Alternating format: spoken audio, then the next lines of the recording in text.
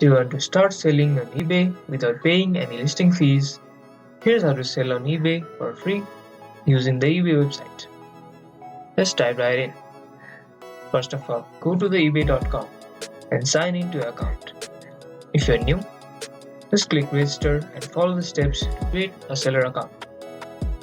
eBay gives most of the users 250 free listings per month under their zero insertion fee policy. These don't cost you anything unless you sell your items. Click on the sell button at the top right of the page. Then select list an item to get started. To sell for free, stay within your free selling limit. Avoid adding upgrades like bold titles. Stick to the simple formats like fixed price or auction. Once everything looks good, click list it. If you're within your monthly limit, you won't be charged a listing fee. That's how you sell on eBay without spending a dime upfront. Like this video if it helped you and subscribe for more smart selling tips on eBay.